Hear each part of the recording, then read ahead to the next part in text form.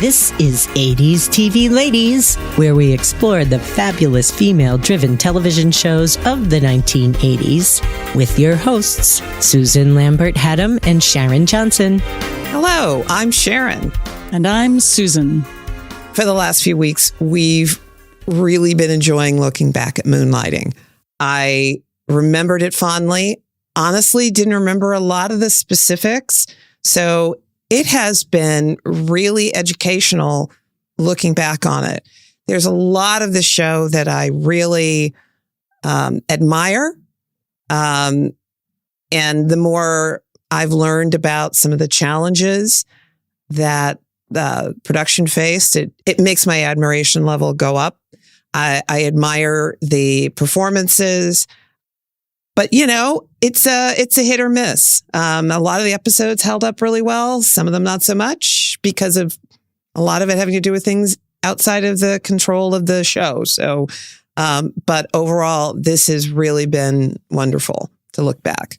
I agree, Sharon. You know, I was skeptical starting the rewatch, a little worried that it might age poorly because it was so of its time. I really loved it. Remember loving it. But I think it is absolutely worth watching again. It's odder and more interesting than I remember. It's occasionally uneven. Like there are some episodes that are not as good as others. Which is true of any show. Which is true of any show, particularly from the 80s. Yes. We always see a little bit of a drop in those later seasons. But I appreciate it more than I thought I would. I appreciate the humor of it. I appreciate the fourth wall breaking. I appreciate the experimentation in almost every episode, trying something that just hadn't been done in 80s television.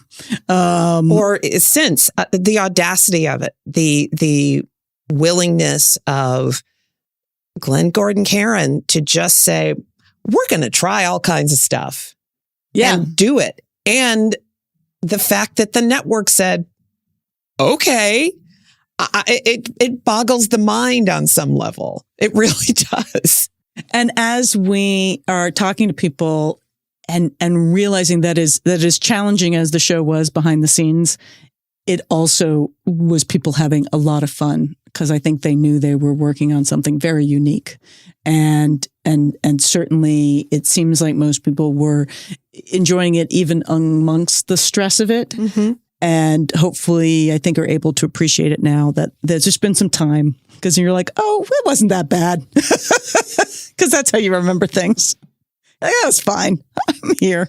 But yeah. But nevertheless, it's good to get another perspective, especially from our 90s TV babies who always bring lots of surprises and insights that we just really appreciate. So indeed, it is time to bring in the 90s TV babies, our awesome friends who were all born in the 90s, various times throughout the 90s, to watch these shows for the first time and tell us what they think.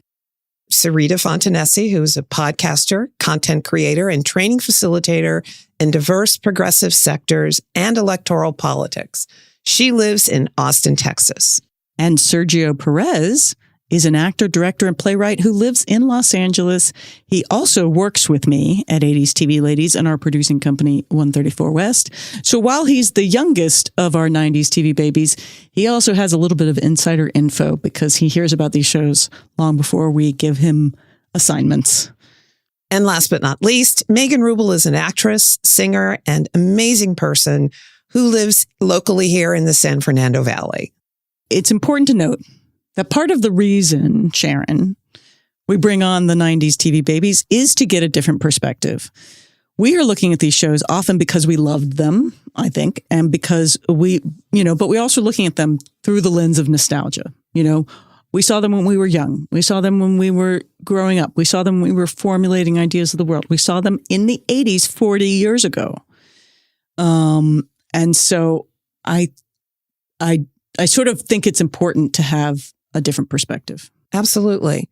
And because we bring an understanding of the context of what the 70s, 80s, 90s, et cetera, bring to our viewing of these shows in a different way than it is for someone like our 90s TV babies that didn't experience it. Because they're babies. That's right. I think it's vital to have these different perspectives. We didn't have access to that kind of communication when we were growing up. We didn't, the world changes and is supposed to change. So I don't know. I wanted to like sort of point out why I love bringing them on and love hearing from them, even if sometimes they put a little pin in the balloon of things for me, because sometimes I'm so expecting them. I'm like, they're going to love this one. And then they don't. I've gotten it wrong every time when I've just thought, they're going to feel this way about it. And they're kind of on the opposite end of the spectrum. And that's okay. That has been something that I have gotten out of this segment, gotten out of these episodes that I was not expecting. It's been so great to hear what they have to say, to listen to their thoughts about it. And it helps in some ways for me to put things in a context I hadn't thought about before. It hasn't changed my thoughts, I have to say, about what I have felt about these shows before I talk to them. But it's always good to get somebody else's perspective, because we don't all think about things the same way. And that diversity is our strength. I have kids, and you often want to show them something and be like, don't you want to love this as much as I loved it? and they don't always. Sometimes they do.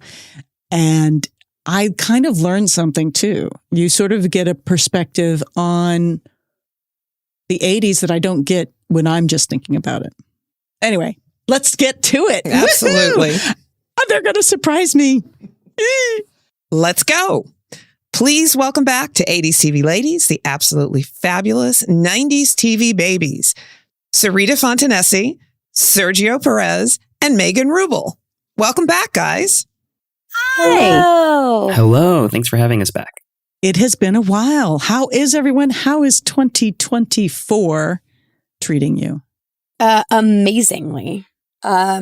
So much happening at the same time, though. I would like 2024 to calm down. How are you doing, though, Sergio? 2024 is crazy.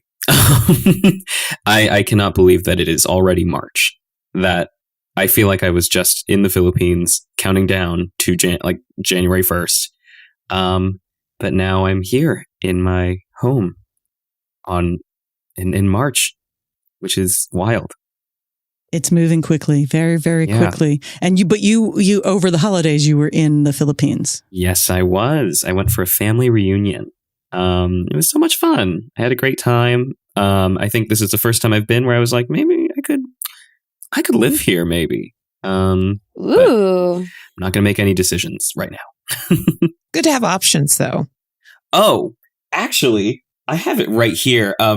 For those of you who are listening, my mom gave me this book of heirloom recipes from the province that she is from in the Philippines. So it's like Kapampangan recipes.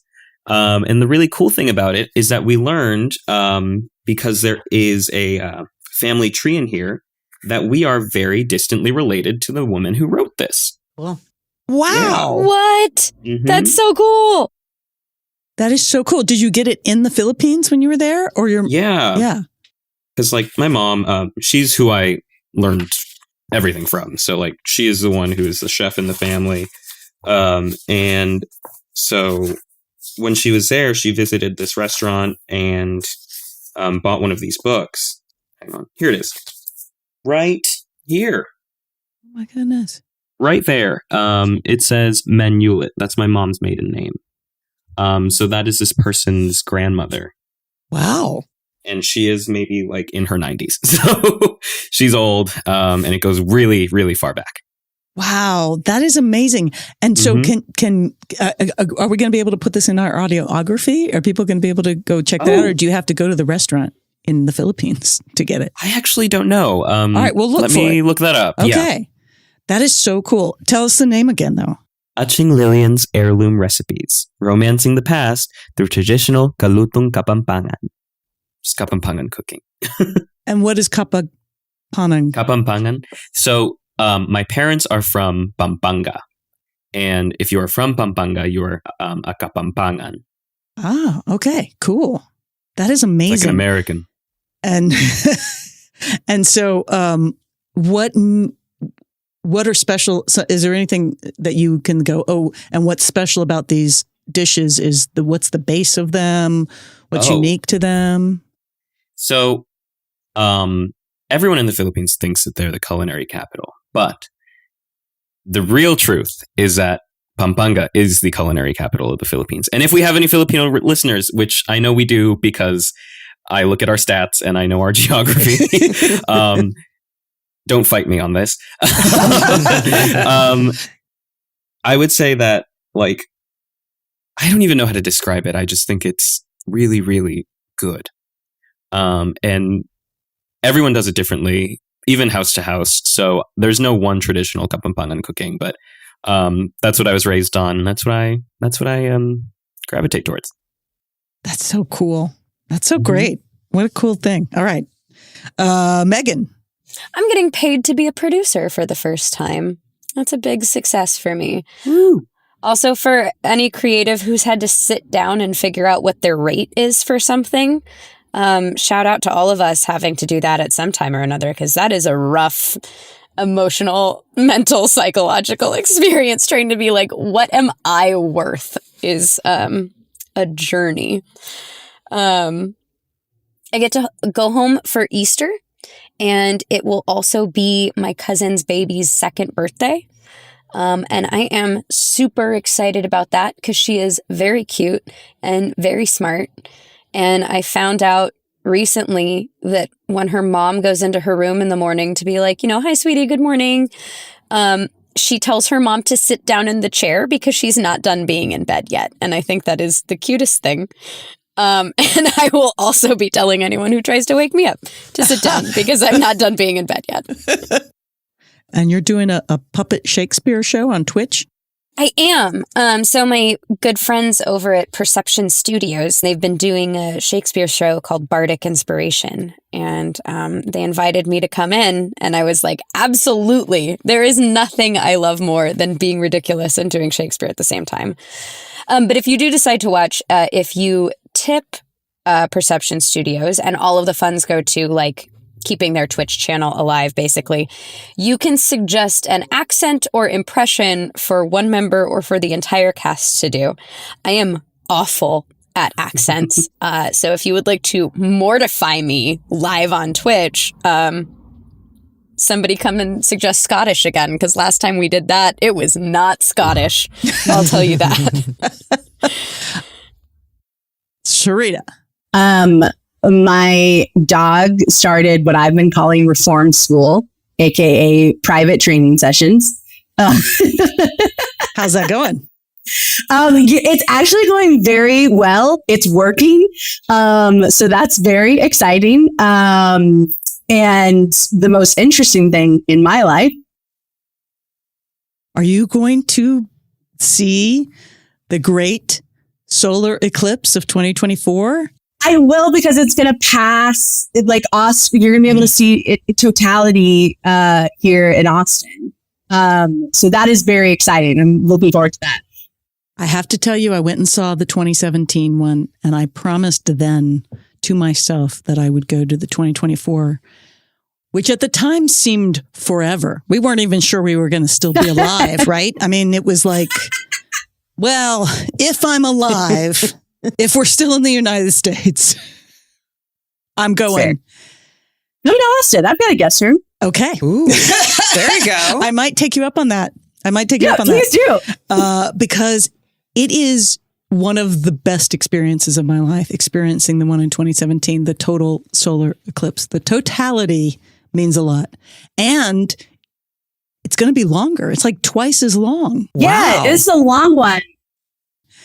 All right. We're here to talk about moonlighting. We gave you all an assignment to watch some moonlighting episodes and some clips. Did you have a chance to do that? I watched episodes. I managed to forget about the clips. And you were like, they're only like 15 minutes. And Yeah. the way this brain is set up. But I did watch the episodes.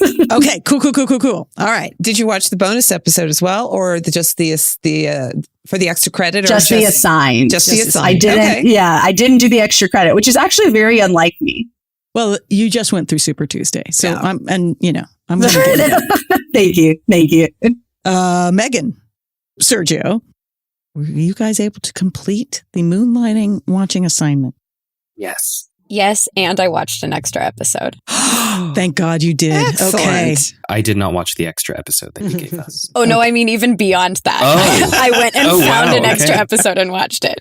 Okay. What was Ooh, it this that is gonna made be you? Was there interesting. a specific episode you went to find? This is so embarrassing. I just wanted to watch them get together. So I looked up what episode they get together for the first time, and I watched that one. No, listen, no shame. That's kind of what the show's about. You know. Oh, so- absolutely. The assignment was to watch season 1, episode 1, the pilot. And then season 2, episode 3, entitled "Money Talks, Maddie Walks." And then season 2, episode 4, the dream sequence always rings twice. And season 2, episode 18, called "Camille." The bonus episode that it sounds like Megan watched was from season 3, episode 6, Big Man on Mulberry Street. One of my favorites. The musical theater episode. Yes. And then we actually sent a little collection of YouTube scenes and snippets. Sort of takes about 15 minutes to watch them, maybe less. That were just some unique moments from the show that I thought would give us a little more flavor for our 90s TV babies. So, before we get too far into it, what did you know of this show before we started, if anything? And Sergio, you get to answer from before we started working ostensibly on Moonlighting. Before we started working on it, I knew nothing about Moonlighting. I do remember when it came to streaming and everybody was like, oh my gosh, Moonlighting's streaming now. That's so crazy. And I just, it didn't really mean much to me because I didn't know anything about it. Like at all. Megan, what about you? Same. Absolutely nothing. Had never heard the title. Not a single thing. See, and this is why we're talking to you guys about this show. This is fascinating. This is very interesting. Serita. I had heard of it and I thought it was a movie. I had heard of it, and as soon as I saw Cybill Shepherd and Bruce Willis, I was like, oh, right. Okay, I know that this is a thing that exists, but I had never watched it. Okay. All right. And so outside of Moonlighting, did you know of Bruce Willis and or Cybill Shepherd, and from where? Yes. Yeah. I've seen them. I mean, in a lot of stuff. I knew of Bruce Willis, not Cybill Shepherd. And my first encounter, I think, with Bruce Willis was Bandits, the movie, which is still one of my favorite films. I don't think I know this movie. That's a deep cut. Okay. You should watch Bandits. Okay. If you like Bruce Willis, I do. Billy Bob Thornton and Cate Blanchett all being ridiculous together. Wow. You should watch Bandits. Okay. 2001. How did I miss that? Anyway. Okay. Wow. All right. So that was your introduction to Bruce Willis. All right. Sergio. I knew of Bruce Willis. I don't know. I'd never seen anything with him in it. So this was all new to me. Yeah. Or Cybill Shepherd. That's fair enough. So here's the thing. It's one of those shows, not unlike Remington Steele, where the person that was the star of the show that got the show, we're making this show, was Cybill Shepherd. Because she was the movie star. Okay, right. That's what I was thought. sort of making her comeback. Yeah. And like a huge movie star from a very young age. Right. And Bruce Willis was unknown. Like the network did not want to cast him. I didn't know he was unknown. Oh, yeah. I thought he was just new. He was known in New York. I don't know that he'd even done anything on film at that point. He was doing theater in New York. He was working as a bartender, as Cheryl told us, because she knew him from New York. And he was in a band. Yeah. Bruno and the something. And that's way he would have ruined my life in my early 20s. Oh, for sure. Just would have let him wreck my credit. He was more unknown than Pierce Brosnan. Yeah. Because Pierce Brosnan had done a couple of things and had done, some things. That's so wild because the show in so many ways just feels like, here's everything Bruce Willis can do. Yes. Like it showcases Cybill feels like a side character. Yeah, like it showcases everything he does well. He gets like, honestly, it's an enviable role. He gets like the vulnerability that like Bruce Willis does actually very well. He gets the like kind of like snarky sexiness. He gets to be a badass, and he gets to be like that weird but also actually legitimately very sexy thing that Bruce Willis does, where you're just like, you would have wrecked my early 20s. Damn it. You would have ruined my life. Okay. High level first thoughts on the show. I loved it. I loved the sense of humor. And I normally am not like a pun person either, but it's more than that. It's not just like dumb dad jokes. It's like very witty and quick, and I loved that. But it doesn't take itself too seriously, which I also loved. I love a detective show, but like you watch 4 episodes of Law and Order back to back and you're like, I think I'm depressed. Like I think this has gone a little too deep now. Whereas this was just fun. And that was so refreshing. I liked its and loved the examples, especially that you sent of it breaking the fourth wall in such an extreme way. I loved its commitment to that. I loved that it was like, there's no rules around this. Sometimes we'll say Bruce Willis, sometimes we'll say David. Who knows? I really loved that though. It never felt pretentious. I think it always felt very genuine. And that's something I really liked about it. excellent. Sergio. If you know me, you know I really adore things that are unconventional, witty, clever, and like just things that you've never seen before. And even though this came out in the 80s, I was just like, wow, they are doing things that people even today aren't doing. I really enjoyed it. I had a lot of fun. What I loved most about it is that as I was watching, I just never knew what to expect. I never knew where they were going to go. So like, not to jump too far ahead, but like the season 2 finale, I just kept watching the clock and I saw I had 15 minutes left and I was just like, oh my God, how are they going to resolve this? This is going to be crazy. What's going to happen? And then they just did what they did. And I was just so baffled by it, but it was so funny and so good. It's so good. I was amazed. Honestly, I was amazed. And I loved the examples that you sent. I thought the Shakespeare clip was really funny. And like just Cybill Shepherd and Bruce Willis are a just absolutely brilliant pair. They were just so like, I don't know how to even describe it. Like, you know, when they're just two performers who are just so in tune with each other, and like their characters that they can just rattle off like nothing. It was so impressive to watch. Yeah, you've kind of left both of us a little speechless here. That's and because I think we both agree to a large extent of everything you've talked about. And honestly, I remembered the show. I remembered how much fun it was, but I'd forgotten a lot of the specifics, and it was eye-opening to go back and start watching some of these episodes. And as you said, Sergio, basically that they're doing things on this show that nobody has done since, really. People have tried.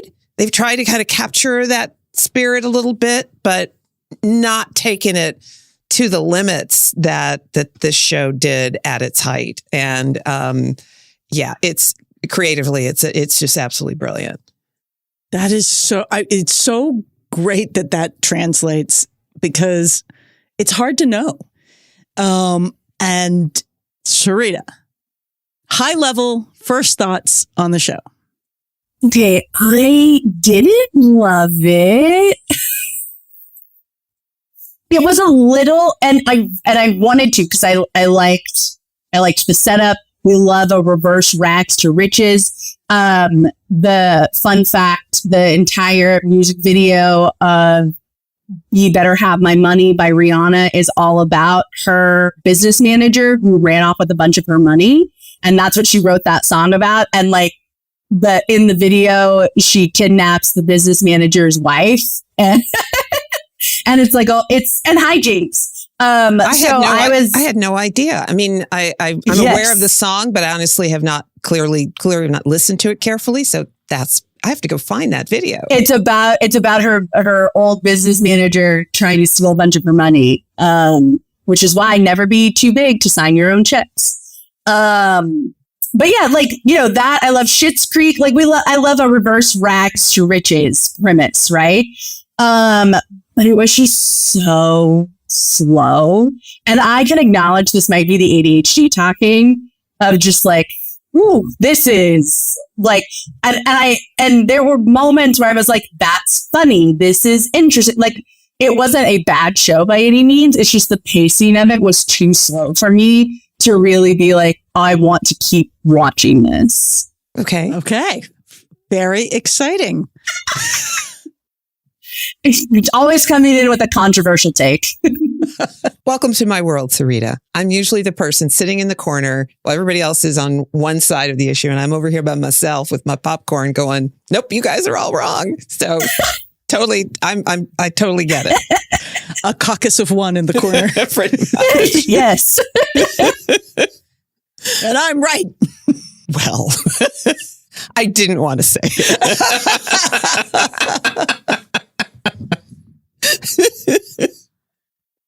And so when you went on, Megan, you went on to watch them get together. I did. Yeah. And to be fair, I do want to keep watching it. I do really enjoy it and want to go back to, we watched the pilot, but I want to go back to season 1 and like watch it straight through. I just want to keep watching it. But yeah, I specifically wanted to watch them get together. I needed the like conclusion of that, or at least the semi-conclusion of that, to feel satisfied before I walked away. And that actually, once we get into later conversations, I actually kind of regret watching it before this in some ways, though, because that is a very revealing episode about a couple of different things, like in the conversation around feminism. So, is it feminist? Okay. Here's where I get stuck on this. The show is not about her. The show is about their relationship.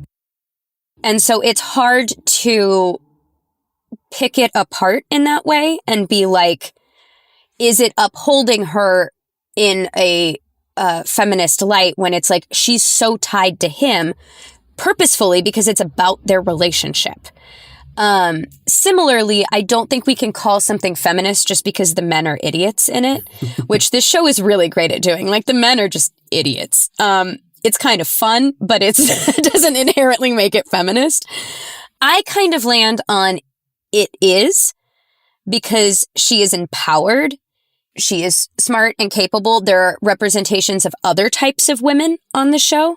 Again, as I think we always say, it is certainly not intersectional, but for the white women on the show, there seems to be a broad representation of the type of women that are presented, what they want to do with their life, what their goals are, how much power or lack thereof they have in situations. There seems to be like a widespread. And so I'd say yes, but it's hard to say yes when the show itself is contingent upon this woman's relationship to this man. If you take him out of it, the show is not as interesting and doesn't really exist. So, yeah. My answer is yeah. Sounds like it's more almost a kind of sometimes. Yeah. But leaning more towards trying to get there, perhaps. Yeah. It kind of, as I was thinking about that, I thought a lot of the Mindy Project, where it's like, I would definitely say the Mindy Project is a feminist show, but the entire show is about her relationship to various men. And it's meant to be that. I don't think it is problematic to tell those stories. It just all of a sudden becomes well, if it's not about uplifting just the woman herself, and Mindy Project, because she's, it's about her relationships with multiple people, although overall Danny, it ends up being a little less this, but Moonlighting, it's really about their relationship. So it's hard. Yeah. Well, especially since we've watched, I think Susan and I have watched more episodes than you have, but as you go forward, there become more and more episodes that are about, not necessarily about a case. It's more about whatever's going on in their lives, like Mulberry Street is basically.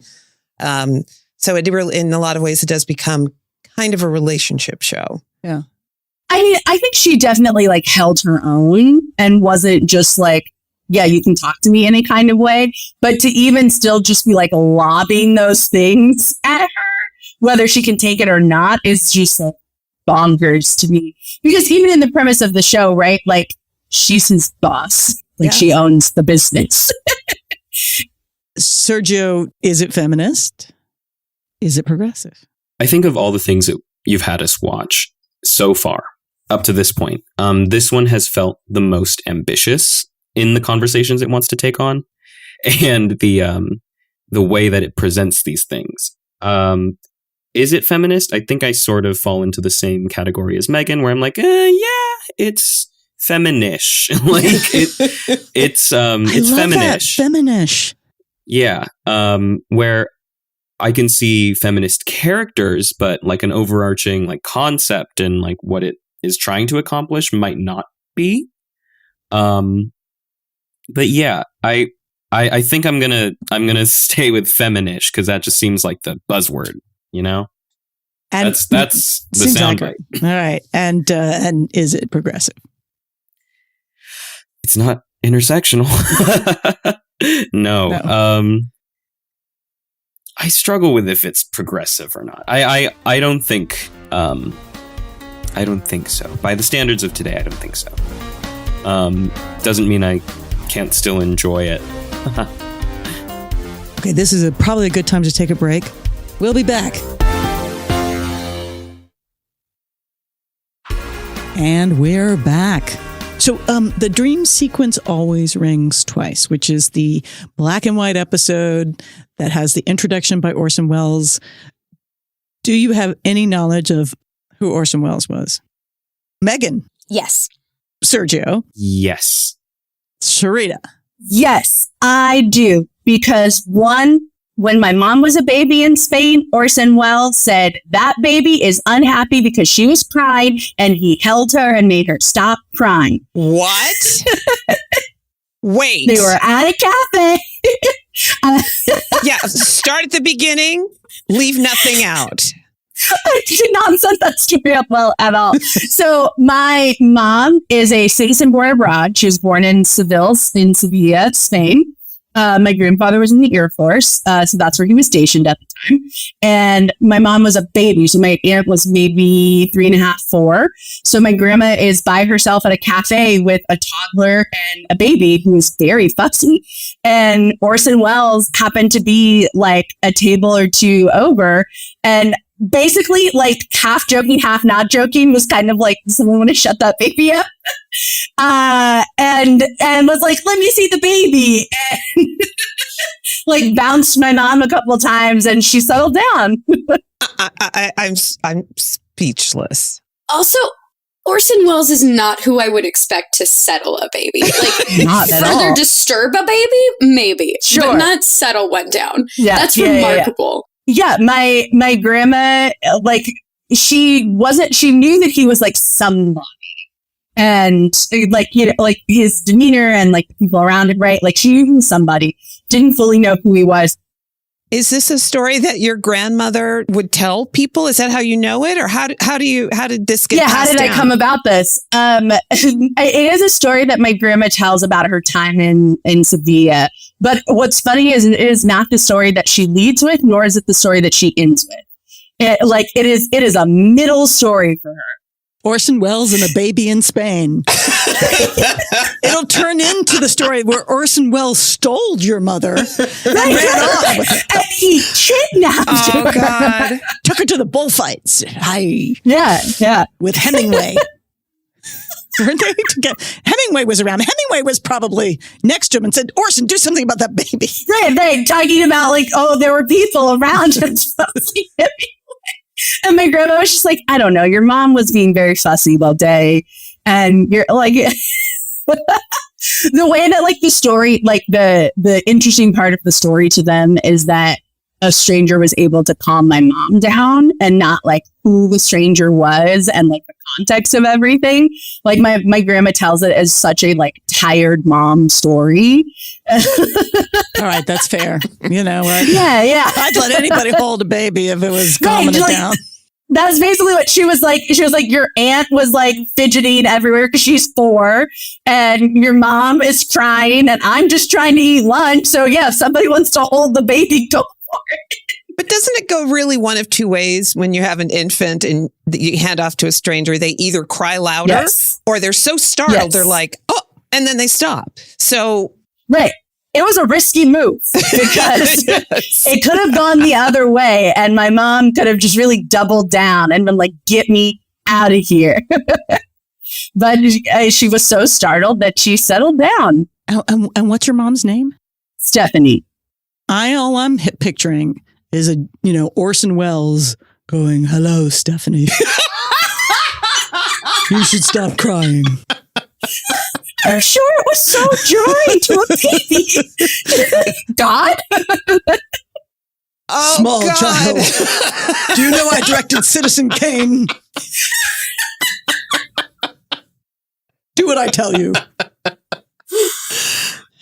May we, if any of us get famous, may we all not be too famous to hold Don't be a too baby. famous to hold a There you baby. go. Words to live by. That is the number one lesson. Oh my gosh. Never be too big to not sign your own check, and never be too famous to not hold a baby. That's right. It's so true. All right. So, Sergio, did you know who Orson Welles was? Yes. I didn't realize that he directed, produced, and starred in Citizen Kane, which I have seen. So it had a whole other layer of him introducing that episode.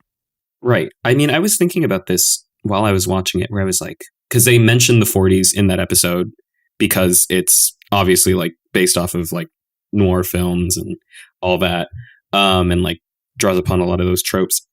I was like, wait a minute. The 40s for the 80s are what the 80s are for us, like today, right now. Yes. And that was crazy to me, just putting that into perspective, because I was like, oh, so like just culturally thinking about how much from the 80s that we still draw upon, it's definitely the same, and it feels the same for folks in the 80s to do that for the 40s. So that's just where my mind went. Yeah. And it's kind of, that's a crazy thing to think about, because it's also for people who grew up in the 80s, the idea, you're like, you technically know it's been 40 years. But then when you say something like that, you're like, oh, that's how different the world is. Yeah. For them to be like, not only is this going to be in the 40s, but we need Orson Welles to tell you it's going to be in the 40s and that it's going to be in black and white. And that's different than what you are used to. Don't be alarmed. Don't be jarred. In the same way that I can think of other shows having to do a big setup for a flashback or for a time jump or something just to go back to the 80s and now like the 90s, or as the kids like to call it, the 1900s, which is so disrespectful. Even so, there is a big difference culturally in the difference of the 40 years between the 40s to the 80s than from the 80s to now. The differences in the number of changes that the world went through in that first 40-year period from 40s to 80s, to me, is very different from the last 40 years. At least that's the way it feels to me. Susan, I don't know if that feels that way to you. Do you feel like it's more or less? Oh, less. You think the changes are less? Well, I'm not saying that I'm saying culturally, that the changes are less. I mean, still have been a lot of changes, but if you think about who people were in the 40s to who people were between the 40s and the 80s and how much changed and the way things changed as compared to the 80s to now. Yes, there a lot of the the cultural baselines have not changed as significantly in the 80s to now as they have from the 40s to the 80s, where you went through the civil rights movement, where you went through the women's movement, where the pill came along, where the Vietnam War came along and the whole anti-war thing happened. We had a president assassinated. We had and another president shot at. Yeah. I agree with you that there is, there were so many movements that happened in that time period. And you're right. Yes, there was an attempted assassination. There was an assassination of a president, and then there was an assassination of a presidential candidate. And public figures in a way that thankfully we don't have as much. But yet so many nuances have changed in this last 40 years. Oh, sure. That is also very different. I think the speed is increasing. That's the biggest difference. The speed of the change in that 40s to the 80s is like a bicycle as compared to the rocket ship that's been the 80s to now, because of technology, because of social media, because of the internet. But there's also this sort of compactness. For instance,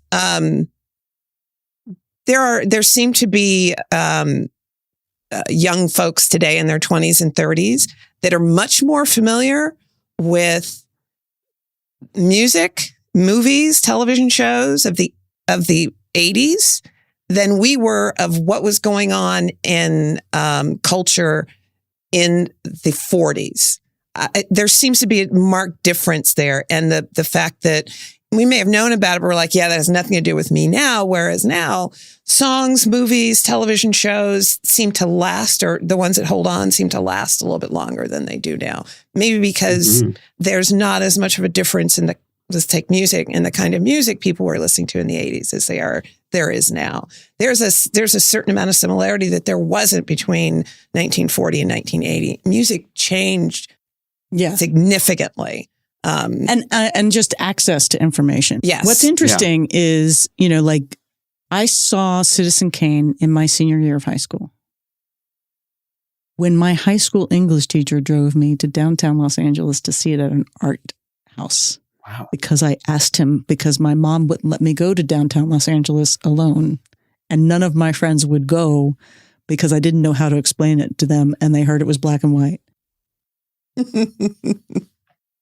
Thankfully, my English teacher, Mr. Ellis Lloyd, was amazing and a very special teacher for many people, including me. And so he gave me some context for that movie, both before and after I saw it, that helped me place it in film history at a time that I was interested in film but didn't understand how to study it, right? Like, you wouldn't have taken a film class in high school in the 80s. But it's interesting to think about just how different those decades are and then how the same, right? That we're still dealing with a lot of the same, as we've discovered in the show, we're still dealing weirdly with a lot of the same problems and questions and issues. Some of them we're dealing with that we thought we had kind of put away and we're done dealing with. And to really, that insight of the 40s are to the 80s, what the 80s are to now is just so kind of crazy to think about. Mind-boggling, really. Yeah. Yeah. I think in a lot of ways, it's just really spot on. You probably had to pull up stuff on this show before you sat down and watched any of it. Definitely. Just because we've been. Yeah. For those of you who are listening who don't know, I am an 80s TV Ladies super fan, and I listen to every episode before they come out. Sergio, I just have such a vast knowledge. Yes, works for 134 West and 80s TV Ladies, and helps manage our social media presence and magnificently. Thank you. So I'm also often throwing things at him and going, "Just trust me, it was hot in the 80s," and it was. But you do a very good job, given that it's not your natural habitat. I'm starting to feel like it is. That's I'm amphibious. Win you over. Yeah. I live on land and in water. In the now and the 80s, as all good folks should do. Another thing, I absolutely love the way it portrays Los Angeles. In the pilot, I know that was directed by Robert Butler, who is like a television god. I just think it's really funny because I'm like, okay, when he said that he was going to rip off Remington Steele, he was like, let's do it. Weston Bonaventure, diamonds, German, well, let's go. We're going in. And then he did it. And I was like, okay, this all seems so familiar to me. I did love that. I love the physical comedy was something that was just so impressive. The timing of everything, the basketball going into the trash bin, then falling on Elise Beasley's head, and then the ball hitting, and then her just standing still. Like, that is absolutely peak comedy. I think that is like it. And the thing is, it looks so funny, but people don't realize how hard it is to pull off. You have to be super skilled, like immensely skilled, to just get the timing of all that correct. And I absolutely was so just charmed by it. Also, Cybill Shepherd is a force. When she comes out in the pilot episode, all of her outfits are amazing, by the way. Yes. The timing of the season 2 finale, where, like I said previously, where I was like, oh my God, how are they going to wrap it up? And then they literally wrap it up. They're like, okay, let's go. Cut. Everyone's gone. Lights off. We're leaving. That was great, you guys. I bet you Glenn Gordon Caron was up until 3 a.m. going, God, what am I going to do with Whoopi Goldberg and Judd Nelson in a way that is satisfying? And then he was just like, screw it. we're gonna do it again. We're breaking the fourth wall, folks. And I thought that was really funny. Of all the things we've watched, this is the most in tune with my humor, I think. Yeah. Even when they're doing the film noir episode, what is it? The dream sequence. Yes, always rings twice. Always rings twice. At first I was watching and I'm listening, and the things that Bruce Willis is saying are finally processing, where he's like, yeah, I play my trumpet out on the balcony under a flashing neon light because it makes me look cool. And I'm like, yeah, that is what they do in those kinds of movies. Isn't it? And I don't know. It was also really cool because there's just such a reverence for that genre in the way that it was presented. Yeah. Such a reverence and such a joke. Again, the two things that I would, because I also think of Community, and then maybe The Simpsons, as something that is both referential and nodding and homaging to a lot of things, but also sending them up. Okay, so last thoughts, Serita. Okay, the aesthetic of this show was simply to die for. Because it's and this is something that I've actually been reading a lot about recently, of particularly from 80s and 90s comedies, these style, basically uniforms that a lot of designers were doing for their character. Like the one that I was looking at recently was Regine from Living Single, and then they modeled Fran Drescher off of Regine. They actually they do a lot of side by side of them in the same outfit or the same pieces, but tweaked a little bit for their specific character. But they each have this style uniform of how their outfits are put together, and Moonlighting follows that a lot with Cybill. And it's all for her, it's very 80s of kind of the not super exaggerated shoulder pads, but a little bit of a shoulder pad with the triangle top and the straight pencil bottom, but in these gorgeous satins, and then the big lapels, and then that matches the muted jewel tone office, and then that's got a gorgeous clutch and a shoe to go with. Her style uniform is just chef's kiss.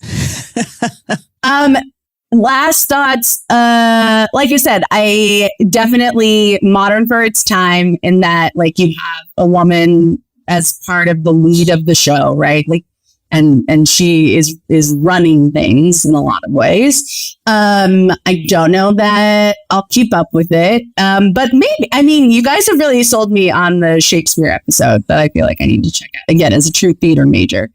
And I just am so fascinated by the fact that Bruce Willis was essentially a nobody coming onto this show.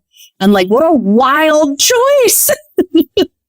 He had 11 auditions with the studio before they would let them hire him. And they kept telling the producer, the creator, no. And he kept saying, this is the guy, and kept bringing him back in and wore him down until they finally said you yes. You trust your gut. That's impressive. Yeah.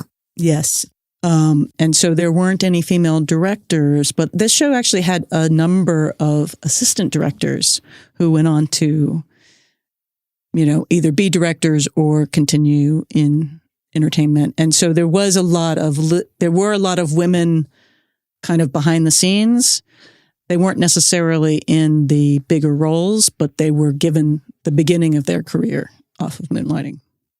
So that's rad. Yeah. I think there was an intention. We spoke with Cheryl Main, who in one of our episodes, who's amazing, and you should listen to that episode because she's now a unit publicist on huge movies. And she started in post-production. On Moonlighting. And started as an assistant. Yeah. And by the end of the show was post-production supervisor. Amazing. And that is very feminist. Yes. And then when the show ended, Glenn actually took her and a number of people with him to basically he had a deal at that point, and they stayed with him until basically the deal ended. And then she stayed at Warner Brothers and became a publicist. So she's like credits Glenn and Bruce Willis with her career. And the cool part is the follow through, right? We're going to keep giving them more and more opportunities and putting them in spaces they should be. That's awesome. Yeah. And that's something that is still not common now, right?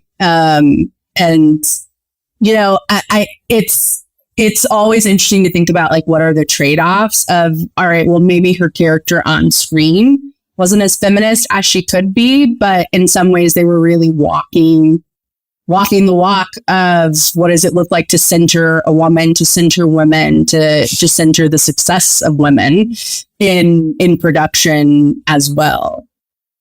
I have done a great disservice by not saying how absolutely obsessed I was with Miss DePesto. Like, love her. Absolutely love her. Again, the episode that was not required watching, but her and Cybill Shepherd at the bar, and she just pounds the drink and then is yelling at the bartender. Lives in my heart. It lives in such a large place in my heart. I was so happy. And I had forgotten how great their relationship is over the course of the show. And they become closer friends over the course of the show and are sort of constantly kind of checking in with each other. Cybill will check in on Miss DePesto.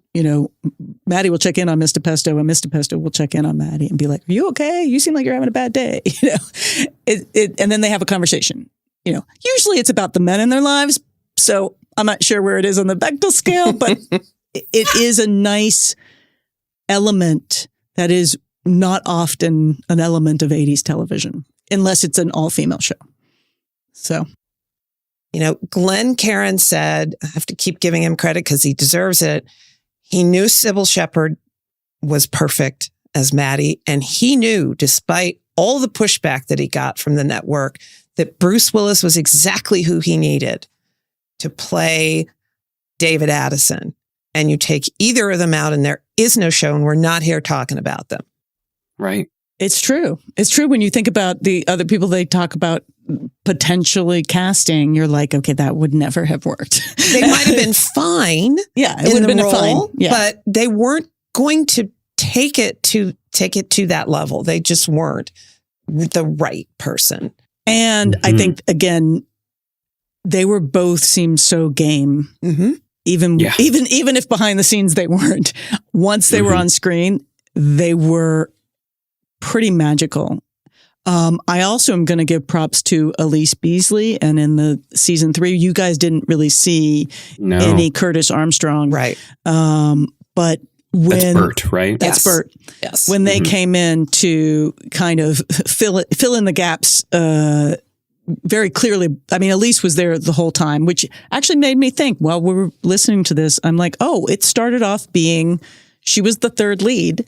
So it was 2 women and 1 man. Right. At the beginning of the show were the leads of the show. Even the Curtis Armstrong, Elise Beasley episodes, they actually hold up really well too. You know, they're not quite, they're very different. So they're not trying to do them, but they're pretty compelling. And I truly actually believe that they potentially could have done a spinoff with just them. But I don't know if that was ever taken seriously. Well, that's a good question. Yeah. That could have been great. Yeah. I think that their characters were such that could have been something really great. If somebody just asked me, yes, you know, once again, I could have explained to them just how Sharon should be running a network.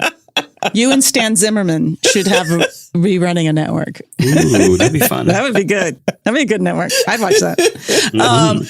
So are you going to watch more Moonlighting? I definitely want to watch more. I intentionally I did that one episode and then I intentionally didn't do any more because that one colored my judgment so much that I was like, okay, wait, I need to stop. So Sergio, would you watch more Moonlighting? I think so, actually, yeah. It's definitely something that I'd like to revisit. excellent. Because I feel like I just got a little taste. Yeah. Especially for network television in the mid to late 1980s. Really? That they were able to pull this off and become beloved and become, you know, as big a hit as it was. It's kind of mind-boggling. It's so culturally, you know, it was the Friends of its day, right? It was it was definitely something that landed and exploded in the culture, Right. In a way that is hard to do now because people just aren't watching. You know, not everyone is watching the same thing. Yeah. And so very little surprises us too. Yeah, because we have so much to watch. But how about that Whoopi Goldberg and Judd Nelson? Oh, yeah. Right? Which is Camille. Season 2, episode 18. I loved the Whoopi episode. One, loving Whoopi, but also it was a faster paced episode. Like, because they had the title cards put in. Devil in a Blue Dress. They played that and the songs and a young Judd Nelson, which, you know, Judd Nelson's sort of over by the time you guys came on board, but he's kind of a big deal. Yeah, I don't know who Judd Nelson is. As I'm thinking about Breakfast it, Club. I didn't look up the dates. Oh. I'm going to guess this was. Oh. Okay. But apart from that, he was part of that's the, why he he was looks part so of the familiar. Brat Pack. He was part of the Brat Pack. Yeah, that's why he looks so familiar. It came after Breakfast Club. Really? So he had become a star. He had done St. Elmo's Fire. He was a star. No way. Yes. Really? Way. So it was like a big deal that they had him on the show. Yeah. And Whoopi Goldberg had just done her first movie. Oh, The Color Purple. Color Purple. Oh, Thank you. gosh. That was her first movie? That was her first movie. I've forgotten that too. I assumed that this had to be after Breakfast Club because of literally the camera shots of Judd Nelson gave and here he is. You know, when they have the special celebrity guest star. That makes sense. I just didn't think to look up the dates. I'm very curious if there's going to be a new generation of people kind of find that show. Yeah. I'll Well, help him out, so much. Sergio. Tell all your friends to watch Oh, of Moonlighting. course. No, you know what? One last thing. Yeah. Oh my gosh.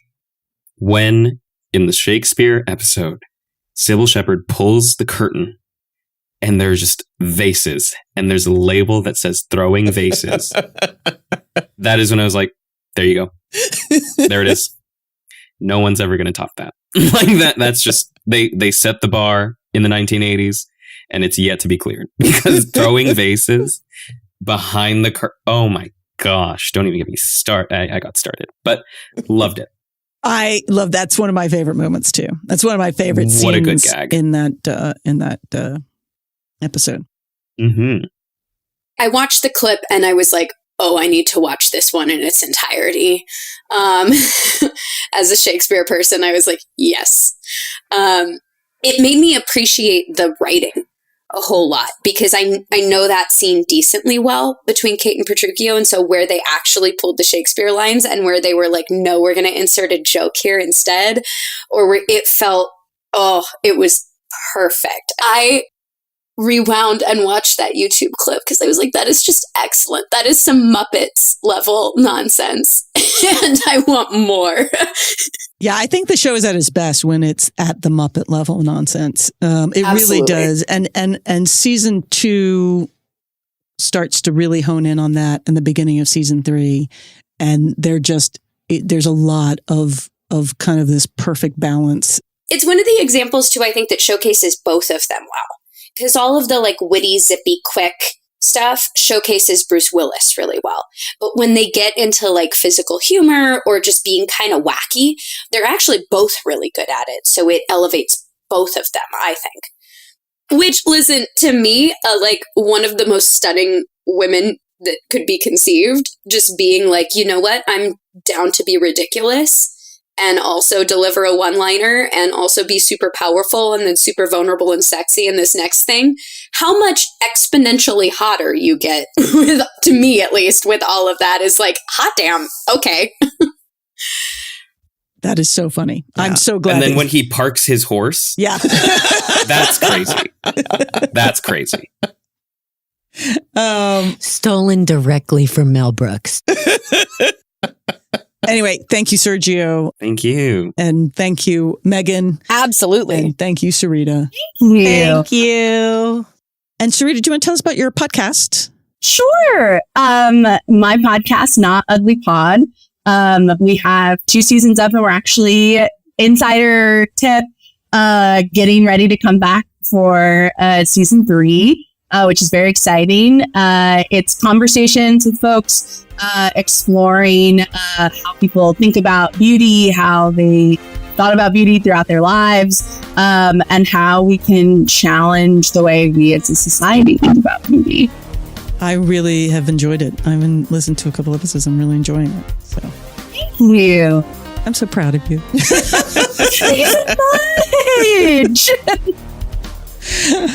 And all of you.